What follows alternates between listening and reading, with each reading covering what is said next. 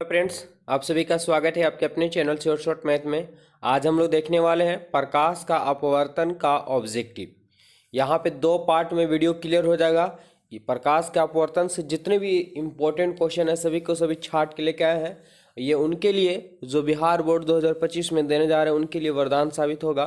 तो चलिए बिना समय को गवाए हुए फटाफट से क्लियर करते हैं। आप लोग को आंसर पता होगा तो कमेंट बॉक्स में आंसर बताएंगे, नहीं याद होगा याद करते चलेंगे। और चैनल में पहली बार जुड़े हैं तो चैनल को पहले सब्सक्राइब जरूर कर लीजिए।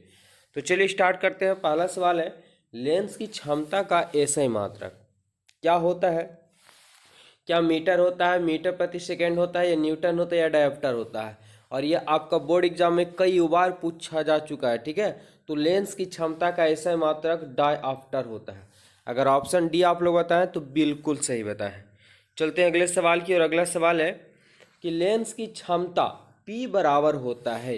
लेंस की क्षमता P बराबर क्या होता है? नहीं, आपको सीधा सीधी फॉर्मूला पूछ दिया गया है। क्या F होता है, V होता है, 1/V होता है, या 1/F होता है? तो आप लोग पढ़ चुके होंगे लेंस की क्षमता P बराबर 1/F, यानी फोकस दूरी के वृत्तकार में कहीं लेंस की क्षमता कहा जाता है। ऑप्शन क्या होगा? तो ऑप्शन इसका डी करेक्ट आंसर हो जाएगा, ठीक है। चलते हैं अगले सवाल की। और अगला सवाल क्या है? स्नेल के नियम अनुसार होता है। क्या होता है? u बराबर साइन आई बट्टा साइन आर होता है, या u बराबर sign I plus sign R होता है, या u बराबर sign I minus sign R होता है, या इनमें से कोई नहीं।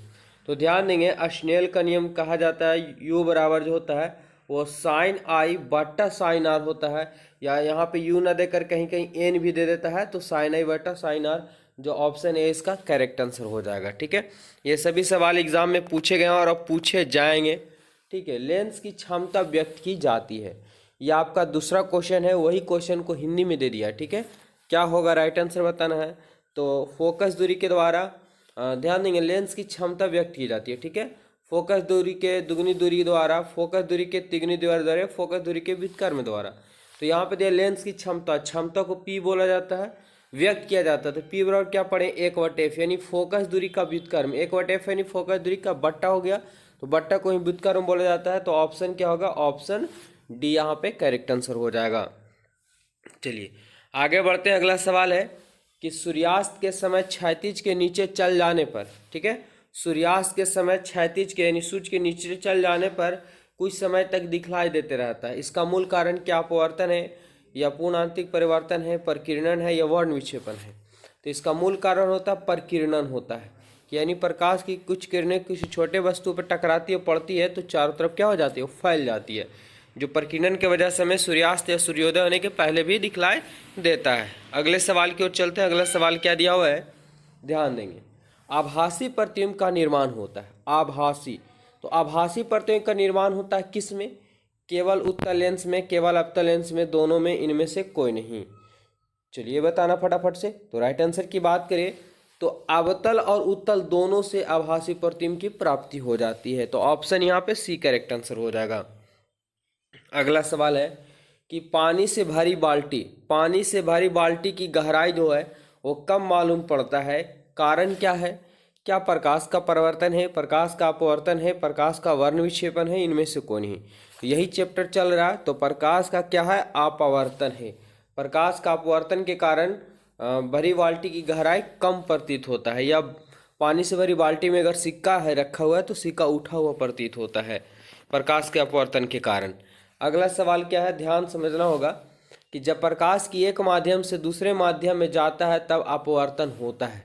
जब प्रकाश एक माध्यम से दूसरे माध्यम में जाता है तो प्रकाश का अपवर्तन होता है, बिल्कुल, ठीक है। तो पहला ऑप्शन क्या दिया हुआ है कि प्रकाश की चाल में परिवर्तन होने के कारण होता है, दूसरा प्रकाश की चाल में परिवर्तन नहीं होने के कारण होता है, या प्रकाश के रंग में परिवर्तन होने के कारण होता है, इनमें से कोई नहीं। तो आप लोग को पता होगा कि जब प्रकाश एक माध्यम से दूसरे माध्यम में जाता है तो प्रकाश का क्या हो जाता है?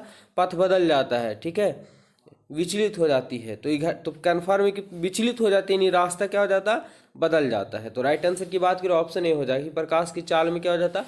परिवर्तन हो जाता है, मुड़ जाता है कुछ। अगला सवाल है कि जब किसी उत्तल लेंस के सापेक्ष कोई वस्तु को किसी स्थिति पर रखा जाए, यानी किस स्थिति पर रखा जाए कि उसका वास्तविक, ध्यान देना होगा आपको, वास्तविक, उल्टा तथा बराबर आकार का प्रतिबिंब प्राप्त किया जाए, यानी वस्तु को किस स्थान पर रखा जाए कि वास्तविक प्रतिबिंब बने, उल्टा बने और बराबर बनना हो। क्या लेंस और उसके फोकस के बीच रखा जाए, या फोकस पर, या फोकस दूरी के दुगनी दूरी पर, या अनंत पर, कहाँ रखा जाए? तो ध्यान से समझना होगा आपको। ये ध्रुव होता है, ये F1 होता है, F2 होता है, इधर में आपका जो है F2F1 बोल सकते हैं, ये F1 ही हो गया, 2F1 और 2F2 इधर हो जाता है। तो वस्तु को कहाँ पे रखा जाए कि बराबर भी बनता हो, उल्टा भी बनता हो और वास्तविक बनता हो? तो राइट आंसर की अगर हम बात कर ले, ये जब बनता है, ये फोकस दूरी के दुगनी दूरी पर जब वस्तु रखा जाए तो वास्तविक, उल्टा और बराबर आकार की प्रतिबिंब प्राप्त हो जाता है। ठीक है, नीचे आएगा, नीचे आकर के बन जाता है। तो ऑप्शन सी यहाँ पे करेक्ट आंसर हो जाएगा। चलते हैं अगले सवाल की और वीडियो में बने रहेंगे, बेहद ही खास क्वेश्चन है, ये देख लेते हैं तो आपको एग्जाम में इस चैप्टर से छूटने वाला नहीं है। सवाल है कि उत्तल लेंस में जब वस्तु फोकस एवं लेंस के बीच रखी जाती है तो प्रतिबिंब बनता है। ध्यान समझना होगा कि उत्तल लेंस में, कौन सा लेंस है? उत्तल लेंस में जब वस्तु को फोकस और लेंस के बीच रखा जाता है, ठीक है, तो कहाँ प्रतिबिंब प्राप्त होगा? कहाँ कहाँ रखा जा रहा है? फोकस के बीच रखा जा रहा है, वस्तु के लेंस के बीच रखा जा रहा है, तो प्रतिबिंब। तो आपको सबसे पहले तो ये दिमाग लगाना होगा, ठीक है, कि उत्तल लेंस है तो उत्तल लेंस में कभी उल्टा प्रतिबिंब नहीं बनता, हमेशा क्या बनता है? सीधा प्रतिबिंब बनता है। तो ये तो ऑप्शन हट गया, तो ऑप्शन ए है और डी है। तो उत्तल लेंस में वास्तविक प्रतिबिंब प्राप्त नहीं होता है, तो ऑप्शन क्या होगा? ऑप्शन ए इसका करेक्ट आंसर हो जाएगा, काल्पनिक और सीधा। अगले सवाल की ओर चलते। अगला सवाल दिया हुआ है कि किसी लेंस द्वारा काल्पनिक प्रतिबिंब प्राप्त होता है। किस लेंस द्वारा जो है वो काल्पनिक प्रतिबिंब प्राप्त होता है, ये बताना है। ठीक है, तो ऑप्शन की बात करें अगर हम, तो अवतल लेंस के द्वारा काल्पनिक प्रतिबिंब की प्राप्ति हो जाती है। किसके द्वारा? अवतल लेंस के द्वारा काल्पनिक प्रतिबिंब की प्राप्ति हो जाती है। ऑप्शन ए इसका करेक्ट आंसर। अगला सवाल है कि 20 सेमी फोकस दूरी वाले लेंस की क्षमता होगी। 20 सेमी फोकस दूरी, एफ का मान जो दिया हुआ है वो 20 सेंटीमीटर दिया हुआ है। आपको प्लस में दिया हुआ है तो माइनस में मान होगा नहीं, ठीक है, ऑप्शन से छाट सकते हैं। फोकस क्षमता पूछा है, क्षमता को पी बोलते हैं, पी बराबर होता है 1/f। अब 1/f यानी 20, लेकिन यह सेंटीमीटर है, मीटर में चेंज करेंगे तो बट्टा में 100 आएगा। 20 × 100 मेलन का डालने से ऊपर चल जाएगा 5, और ये डायफ्टर हो जाएगा। तो ऑप्शन की बात करें, ऑप्शन ए इसका करेक्ट आंसर हो जाएगा। ठीक है, चलिए 13 नंबर सवाल की ओर चलते हैं। 13 नंबर सवाल क्या बोल रहा है कि किसी वस्तु, यानी बीम मतलब वस्तु होता है, किसी बीम का वास्तविक तथा समान आकार का प्रतिबिंब प्राप्त करने के लिए बीम को, वस्तु को उत्तल लेंस के सामने कहाँ रखा जाए? तो अभी जस्ट इसके पहले हम लोग पढ़ चुके थे, ठीक है, कि वास्तविक समान आकार का प्रतिबिंब प्राप्त करने के लिए वस्तु को कहाँ रखा जाता है? तो ये रखा जाता है फोकस दूरी के दुगनी दूरी पर रखा जाता है। ऑप्शन की बात करें, ऑप्शन 20 का करेक्ट आंसर हो जाएगा। अगला सवाल है कि निम्न में कौन सा पदार्थ लेंस बनाने के लिए प्रयुक्त नहीं किया जाता है? यानी कौन सा ऐसा पदार्थ है जिसको लेंस बनाने में इसका कोई काम ही नहीं है? कांच का तो ये तो होगा, कंपलसरी है, तो ये ऑप्शन होगा नहीं। मिट्टी का, देखिए मिट्टी का कोई काम लेंस बनाने में प्रयोग नहीं किया जाता, और ये क्वेश्चन पूछा गया है। ठीक है, तो ऑप्शन की बात करें, ऑप्शन यहाँ पे बी करेक्ट आंसर हो जाएगा। अगला सवाल है कि 1 मीटर फोकस दूरी वाले उत्तल लेंस की क्षमता होगी, क्या होगा? तो ध्यान देंगे 1 मीटर, यहाँ प्लस में दिया हो तो माइनस वाला तो होगा नहीं आपका, ठीक है, ऑप्शन हट गया। अब यहाँ पे इसको भी सोल्व कर लेते हैं कि फोकस दूरी दिया हुआ 1 मीटर, कोई दिक्कत नहीं है। लेंस की क्षमता को पी बोलते हैं, 1/f होता है।